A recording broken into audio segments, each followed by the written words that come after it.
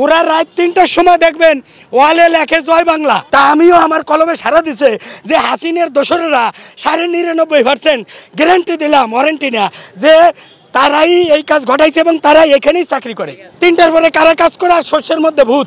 আওয়ামী লীগ সরকারের উপদেষ্টা 1/3 1/3 আছে হলো আওয়ামী লীগের দোসর, আসিফ নজরুল সহ ফারুকি মারুকি যারা আছে, বশির বলেন, ওই রেজওয়ানা হাসান বলেন, এরা সব আওয়ামী লীগের দোসর। এরা কবে ওরে মারে বাবারে আঙ্গুন দিছি, আমারে খুনি হাসিনার লোক 10 কোটি টাকা দিছে।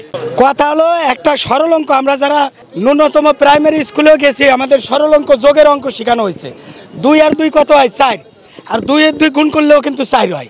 তো অঙ্কটা খুব সহজ, গুণ করলেও 4, যোগ করলেও 4। মানে এই এখান থেকে কয়েক গজ দূরেই বঙ্গ মার্কেট, রাত 3টার পরে আগুন। মোহাম্মদপুর আমি থাকি, মোহাম্মদপুরে কৃষি মার্কেটে রাত 3টার পরে আগুন। এরপরে রাত 3টার পরে তাবলিগের ওই ইন্ডিয়ার পন্থীদের আইসা বাংলাদেশ পন্থীদেরকে হামলা, ঘুমন্ত হেফাজতের হাফেজ যারা সাধারণ হাফেজ কোরআন মাওলানা, তাদেরকে রাত 3টার পরে হামলা। আর রাত 3টার পরে একজন খুনির নামাজ, তাহাজ্জুদের নামাজ পড়ে বলে জনশ্রুত আছে যে উনি তাহাজ্জুদের নামাজ পড়ে রাত 3টার পরে। কাজেই এই এক মহিলাকে কাটিয়া যুবলীগের হলা যুবলীগ, সে চুরি করে রাজহাঁস রান্না করে দেয় নাই বিদায়, তারে রাত 3টার পরে রান্না করে দেয় না বিদায় সকালবেলা মহিলারা ডাইকে আইনে মাইরা পুরাই দিছে। আর ওই পুরানের গন্ধ এসে সচিবালয়ে লাগছে। তার মানে যুবলীগ ছাত্রলীগ ওরা তো পুরায়। ওরা রাত 3টার সময় দেখবেন ওয়ালে লেখে জয় বাংলা। আর আমাদের জুলাই যোদ্ধারা সারা দিনে লেখে, হেফাজতেররা তারা দিনে প্রোগ্রাম করে, যারা আলেমপন্থী তাবলিগ তারা দিনে কাকরালে ঢুকে, আর ওরা ইস্তেমার ময়দানে রাত 3টার পরে ঢুকে। আর 3টার পরে খুনি হাসিনা খুব সুন্দর করে তাহাজ্জুদের নামাজ পড়ে। তা 3টার পরে রাত 3টার পরে গভীর রাতে কারা কাজ করে? আওয়ামী লীগের দোসর। এই জন্য সে খুনি হাসিনা কোনো হায়ার করে ইন্ডিয়া থেকে লোক আনি এখানে ধরাই নাই। আমি দীর্ঘ 17-18 বছর এই সচিবালয়ে ঢোকার জন্য প্রাণে ফোরানে যুদ্ধ করছি, কিন্তু কোনোদিন আমি ঢুকতেরই নাই, আমার যোগ্যতা নাই ঢুকার। অথচ এইখানে এত বড় সুরক্ষিত এলাকা যে বাংলাদেশে আমার চোখে এই দুই চোখে দেখি নাই যে এত সিকিউরিটি। আরেকটা জায়গা ছিল গণভবন, এইটা নাম্বার ছিল হাসিনা যখন প্রধানমন্ত্রী ছিল, গণভবন 1 নাম্বার, 2 নাম্বার ছিল এইটা। বর্তমানে এইটা হলো 1 নাম্বার সিকিউরিটির কেন্দ্রস্থল সারা বাংলাদেশের। এখানে গোয়েন্দা যা আছে পুলিশ প্রশাসনের সব ইন্ডিয়া ভাইসারি করে বেড়ায়। এর ভিতরে কি ঘটালো?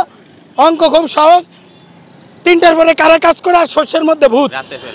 আওয়ামী লীগ সরকারের উপদেষ্টা 1/3 1/3 আছে হলো আওয়ামী লীগের দোসর, আসিফ নজরুল সহ ফারুকি মারুকি যারা আছে, বশির বলেন, ওই রেজওয়ানা হাসান বলেন, এরা সব আওয়ামী লীগের দোসর। এরাই যখন আওয়ামী লীগ, প্রেসিডেন্টও আওয়ামী লীগের, মাশাল্লাহ সচিবরাও আওয়ামী লীগের, কেরানি পর্যন্ত আওয়ামী লীগের।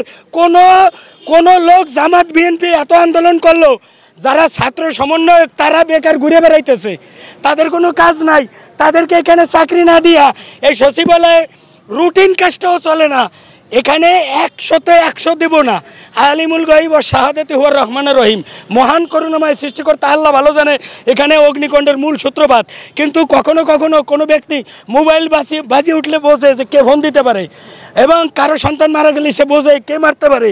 তা আমিও আমার কলমে সারা দিছে যে হাসিনের দোসরেরা ৯৯% গ্যারান্টি দিলাম, ওয়ারেন্টি না, যে তারাই এই কাজ ঘটাইছে এবং তারাই এখানেই চাকরি করে। এখন তাদেরকে ডিম থেরাপি দিলে, তাদেরকে অ্যারেস্ট করলে তাদের ডিম থেরাপি এবং তাদেরকে শক দিলে, বৈদ্যুতিক শক, তাদের পুরুষাঙ্গে, পুরুষ হলে পুরুষ, মহিলা হলে তাদেরকে রিমান্ডে কঠোরভাবে চার্জ করলে তারা কবে ওরে মারে বাবারে আমি আঙ্গুন দিছি, আমারে খুনি হাসিনার লোক 10 কোটি টাকা দিছে। কথা ক্লিয়ার? ঠিক।